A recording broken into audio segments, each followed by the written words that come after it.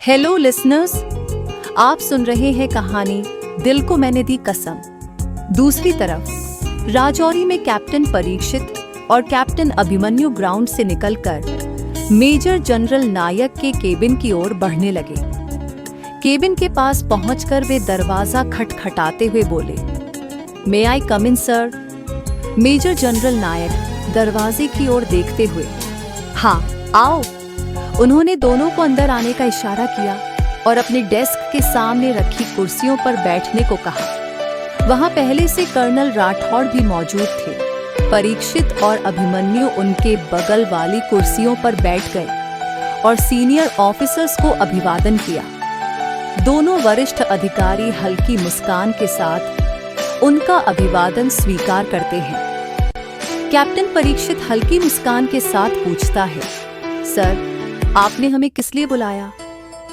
Major general नायक गंभीर स्वर में बोले, देश में आतंकवाद लगातार बढ़ रहा है। आतंकी दिन ब दिन देश में दहशत फैला रहे हैं। अभी अभी खबर मिली है कि गोरखपुर में कृष्णा मंदिर के पास एक आत्मघाती बम धमाका हुआ है। इसमें कई निर्दोष लोगों की जान चली गई और कई घायल हुए हैं। इतना सुनते ही कैप्टन अभिमन्यु ने तुरंत अपना फोन निकाला और न्यूज़ देखने लगा। कैप्टन परीक्षित ने भी झुककर उसके फोन पर खबर देखी। दोनों के चेहरे पर गुस्से और चिंता के मिले-जुले भाव उभर आए। मेजर जनरल नायक उनकी भावनाएं भाप गए और बोले, रिलैक्स। कैप्टन परीक्षित गंभीर स्वर में बोला, सर हमें अब क्या करना चाहिए जिससे आतंकवादियों का आतंक खत्म हो सके? कर्नल राठौड़ गंभीर लहजे में बोले, हमने सोचा है कि सिविलियंस को आर्मी ट्रेनिंग दी जाए ताकि वे अपनी सुरक्षा खुद कर सकें और देश के प्रति अपने कर्तव्य को निभा सकें। यह programme civilian army training programme इस तरह की ट्रेनिंग का काल्पनिक नाम है कि नाम से 1 साल के लिए आयोजित किया जाएगा। मेजर जनरल नायक ने आगे जानकारी देते हुए कहा, हम यह ट्रेनिंग देहरादून की जांबाज मिलिट्री एकेडमी में देंगे। मैंने इस बारे में एकेडमी के प्रिंसिपल और देश के राष्ट्रपति से चर्चा की है। उनकी अनुमति के बाद हमने तय किया है कि पहले 1 साल के लिए इसे ट्रायल बेसिस पर इसी एकेडमी में शुरू किया जाएगा। इस बीच हम इस ट्रेनिंग के लिए एक नई एकेडमी भी तैयार करेंगे जो राष्ट्रपति की अनुमति से 1 साल के अंदर बनकर तैयार हो जाएगी। कैप्टन परीक्षित अपने गाल पर हाथ रखकर सोचते हुए बोला, ये सुझाव बहुत अच्छा है सर। कैप्टन अभिमन्यु ने सहमति में सिर हिलाते हुए पूछा, सर अब हमें क्या करना होगा? मेजर जनरल नायक, तुम दोनों को इस प्रोग्राम में ट्रेनर के रूप में अपॉइंट किया जा रहा है। तुम्हारा काम सिविलियंस को आर्मी ट्रेनिंग देना होगा। उन्हें सिखाना होगा कि दुश्मनों से कैसे लड़ना है, स्मार्ट स्किल्स और तकनीकें कैसे इस्तेमाल करनी है। जो भी सिविलियंस इस ट्रेनिंग के लिए चयनित होंगे उन्हें तुम दोनों ट्रेनिंग दोगे। दोनों कैप्टन ने सिर हिलाकर हामी भरी। मेजर जनरल नायक, आज से ठीक 1.5 महीने बाद अक्टूबर के मध्य में यह ट्रेनिंग शुरू होगी। तुम दोनों को 1.5 महीने बाद देहरादून की जांबाज मिलिट्री एकेडमी में 1 साल के लिए ट्रेनर के रूप में नियुक्त किया जाता है। इसके बाद चारों ने थोड़ी देर और बातचीत की। फिर दोनों कैप्टन खड़े हुए, सीनियर ऑफिसर्स को जय हिंद कहा और वहां से निकल गए। दोनों कैप्टन केबिन से बाहर निकलकर हेडक्वार्टर के कॉरिडोर में आगे बढ़ने लगे। चलते चलते वे आपस में बातचीत करने लगे। कैप्टन अभिमन्यु ने मुस्कुराते हुए कैप्टन परीक्षित के कंधे पर हाथ रखा और बोला, यार परीक, हमारी पोस्टिंग जांबाज मिलिट्री एकेडमी में हुई है। वही जगह जहां से हमने ट्रेनिंग लेकर लेफ्टिनेंट की रैंक पर आर्मी ऑफिसर बनकर पास आउट किया था और तू वहां का बेस्ट कैडेट था जबकि मैं सेकंड बेस्ट। अब जब हम वापस वहां जा रहे हैं तो हमारी सारी यादें ताज़ा हो जाएंगी। कैप्टन परीक्षित उसकी बात सुनकर मुस्कुराया और बोला, हाँ अभी तू सही कह रहा है। एकेडमी में जाकर हम दोनों की यादें फिर से ताज़ा हो जाएंगी। वहाँ का ट्रेनिंग ग्राउंड, क्लासरूम, कैंटीन और हमारी सारी मस्ती, सब कुछ फिर से याद आएगा। फिर वह अभिमन्यु के चेहरे को गौर से देखने लगा, जहां जांबाज मिलिट्री एकेडमी में ट्रेनर बनने की खुशी साफ झलक रही थी। परीक्षित उसकी खुशी देखकर मुस्कुराया और छेड़ते हुए बोला, मैं जानता हूं कि तू जेएमए में पोस्टिंग होने से इतना खुश क्यों है। तुझे अपनी बचपन की दोस्त और प्यार से मिलने का मौका जो मिल रहा है, जिससे तू पिछले 2 साल से नहीं मिला। और क्यों नहीं मिला, वो हम दोनों अच्छी तरह जानते हैं। कैप्टन अभिमन्यु उसके तंज को समझकर फीकी सी मुस्कान के साथ बोला, हाँ परीक, मैं खुश हूं कि मेरी पोस्टिंग जेएमए में हुई है। फाइनली मैं उससे 2 साल बाद मिल पाऊंगा। मुझे पता है कि वो मुझसे नाराज होगी, लेकिन कोई बात नहीं, मैं वहां जाकर उससे मिलूंगा और सारी गलतफहमियां दूर कर दूंगा।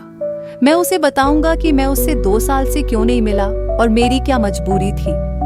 कैप्टन परीक्षित हल्की मुस्कान के साथ उसके कंधे पर हाथ रखकर बोला, हाँ अभी, तुझे उससे सारी बातें साफ साफ बता देनी चाहिए। जब वो तेरा सच सुनेगी तो तेरी मजबूरी समझ जाएगी और तुझे माफ भी कर देगी। फिर तुम दोनों अपनी जिंदगी फिर से नए सिरे से शुरू कर सकोगे। फिर वह हल्का सा ठहर कर बोला, अब तेरे पास पूरे 1 साल का समय है। इस दौरान तू अपनी प्रॉब्लम सॉल्व कर सकता है और अपने रिश्ते को फिर से पहले जैसा बना सकता है। बीते 2 सालों में जो कुछ भी मिस किया है, उसे इस 1 साल में पूरा कर लेना। कैप्टन अभिमन्यु उसकी बात सुनकर मुस्कुराया और बोला, हाँ मैं उससे मिलकर सब कुछ ठीक करूंगा। मैं चाहूंगा कि हमारी जिंदगी फिर से उसी खूबसूरत मोड़ पर आ जाए जहां से हमने इसे छोड़ा था। मैं इस 1 साल में उसके साथ नई यादें बनाऊंगा। फिर वह परीक्षित के कंधे पर हाथ रखते हुए बोला, भगवान करे तेरी परी भी तुझे जल्द ही मिल जाए और तेरी जिंदगी भी खूबसूरत हो जाए। कैप्टन परीक्षित उसके मुंह से परी का नाम सुनकर हल्का सा मुस्कुराया और बोला, आई होप तेरी बात सच हो जाए। दोनों कॉरिडोर में बातें करते करते अपने अपने केबिन की ओर बढ़ गए। कैप्टन परीक्षित अपने केबिन में आकर डेस्क के सामने रखी कुर्सी पर बैठ गया। उसने गहरी सांस ली और कुछ देर के लिए आंखें बंद कर ली। थकान की वजह से उसकी आंख लग गई और वह एक मीठे सपने में खो गया। उसने देखा कि परी उसके सामने खड़ी है। उसने सफेद कुर्ती और लाल लेगिंग पहनी हुई है। ऊपर से लाल रंग का दुपट्टा ओढ़ रखा है। उसके खुले हुए घने बाल, कानों में छोटी छोटी डायमंड टॉप्स और गले में एक सिंपल पेंडेंट चेन थी। उसकी आंखों में काजल था और उसके नेचुरली गुलाबी होंठ बिना किसी मेकअप के भी बेहद खूबसूरत लग रहे थे। परी हंसते हुए परीक्षित की ओर बढ़ रही थी। परीक्षित भी उसकी ओर देखकर मुस्कुरा उठा। उसने काले रंग की शर्ट और ब्लैक जीन्स पहनी हुई थी। बाल करीने से सेट किए हुए थे और उसकी कलाई पर एक स्टाइलिश घड़ी चमक रही थी।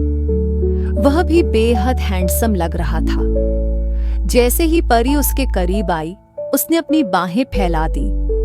परी सीधे उसके सीने से लग गई और उसकी प्यारी आवाज में बोली, आप आ गए, मैं आपका कब से इंतजार कर रही थी। परीक्षित उसे अपनी बाहों में समेटते हुए हल्के से मुस्कुराया और बोला, हाँ परी, तुमने मुझे याद किया और मैं तुम्हारे पास आ गया। फिर उसने उसका चेहरा अपने हाथों में थामा और उसके माथे पर एक हल्की किस की। वह धीरे धीरे उसके होठों की ओर झुका ही था कि ट्रिन ट्रिन ट्रिन ट्रिन फोन की रिंगटोन बजने लगी और परीक्षित की आंखें खुल गईं। वह कुछ सेकंड के लिए स्तब्ध रह गया, फिर इधर उधर देखा। परी वहां नहीं थी। वह समझ गया कि वह सिर्फ एक सपना था। उसकी आंखों में हल्की मायूसी आ गई। फोन की रिंगटोन लगातार बज रही थी। उसने फोन उठाकर देखा, स्पैम कॉल। उसने बिना रिसीव किए ही कॉल काट दिया। फिर फोन अनलॉक करके परी की तस्वीर देखी। तस्वीर को निहारते हुए उसने हल्की आवाज में खुद से कहा, कहाँ हो परी?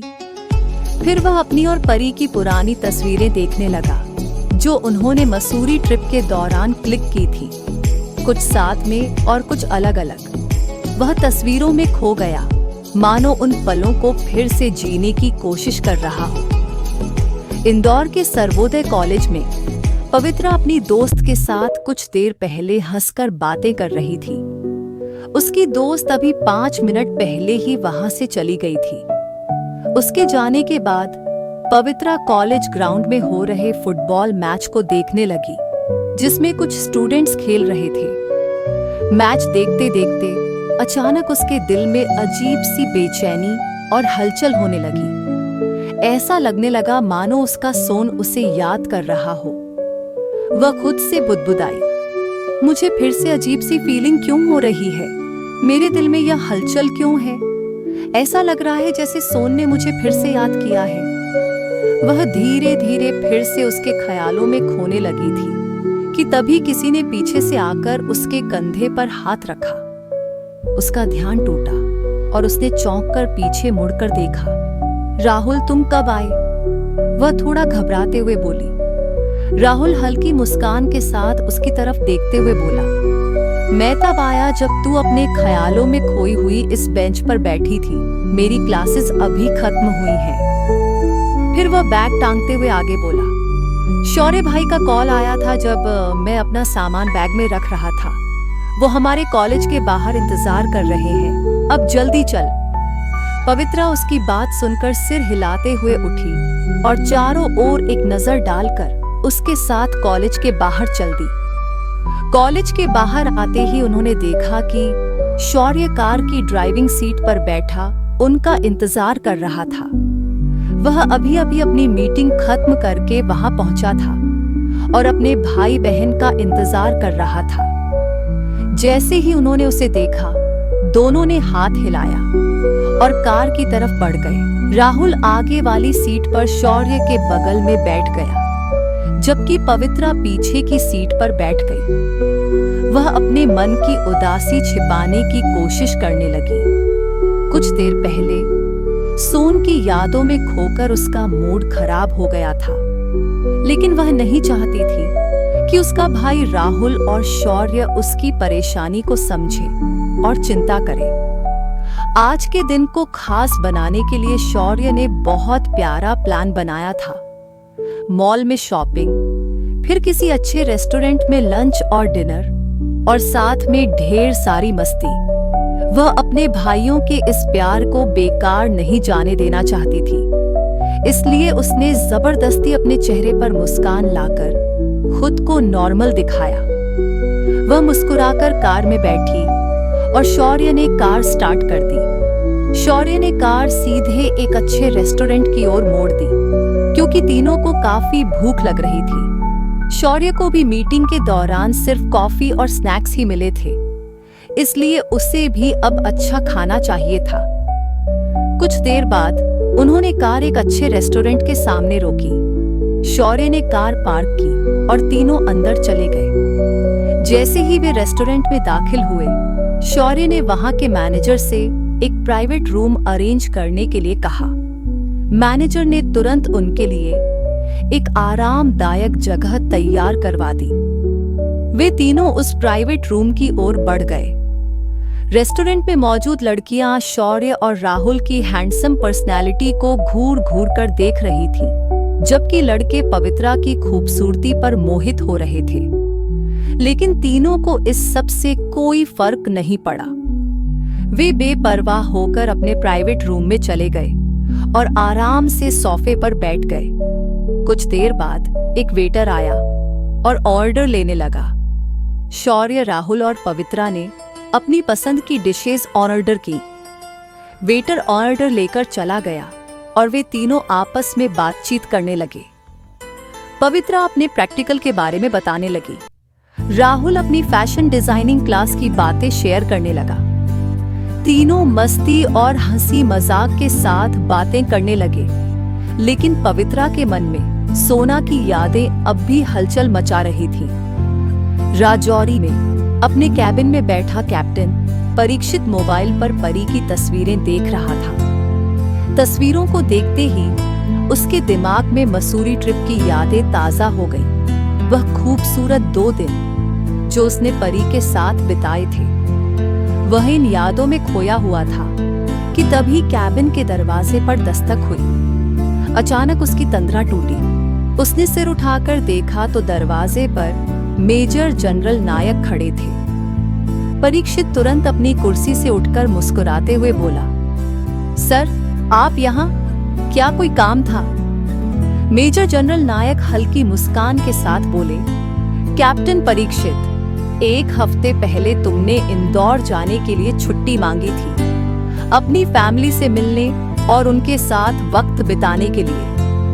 परीक्षित ने सिर हिलाते हुए कहा, हाँ सर, मैं 1 साल से अपने परिवार से नहीं मिला हूँ। मैं उन्हें बहुत मिस कर रहा हूँ और अपने शहर इंदौर को भी। इसलिए मैं उनके साथ कुछ वक्त बिताना चाहता हूँ और अपने शहर को फिर से देखना चाहता हूँ। मेजर जनरल नायक ने उसकी बातें सुनते हुए कहा, तो मैंने तुम्हारी छुट्टी स्वीकृत कर दी है। तुम्हें पूरे 15 दिन की छुट्टी मिलेगी। 1 महीने बाद तुम इंदौर जा सकते हो और अपने परिवार के साथ समय बिता सकते हो। इसके बाद तुम्हें सीधे JMI joint military academy Dehradun के लिए रवाना होना होगा। परीक्षित छुट्टी मिलने की बात सुनकर खुशी से बोला, ठीक है सर और thank you sir. Major general Nayak हंसते हुए बोले, इसमें धन्यवाद कहने की कोई जरूरत नहीं कैप्टन। मैं समझ सकता हूँ कि हम सैनिकों के लिए परिवार से दूर रहना कितना मुश्किल होता है। इसके लिए मन को कितना कड़ा करना पड़ता है। हमारे लिए देश की सेवा ही सबसे बड़ा धर्म है। लेकिन चूंकि तुम पिछले 1 साल से लगातार मिशन पर थे और अपने परिवार से दूर रहे हो, इसलिए तुम्हारा अपने घर जाना बनता है। इंदौर जाकर अपने परिवार के साथ अच्छा समय बिताओ। उसके बाद अगले मिशन के लिए देहरादून रवाना होना।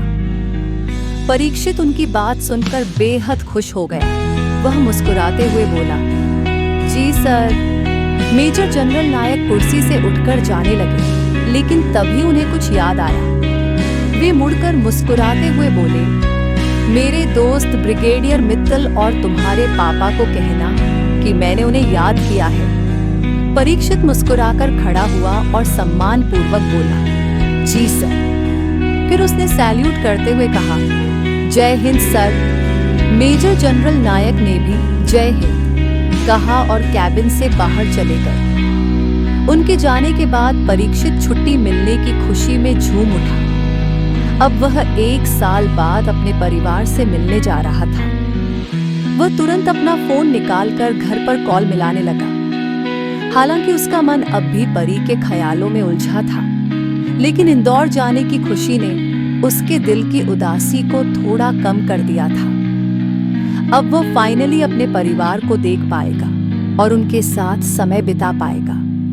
सो लिसनर्स, आज का एपिसोड सुनकर कैसा लगा वो आप भर के कमेंट और रेटिंग देना भूलिएगा और अगला एपिसोड सुनने का इंतजार करिएगा। मेरे चैनल को सब्सक्राइब करना मत भूलिए। Bye bye.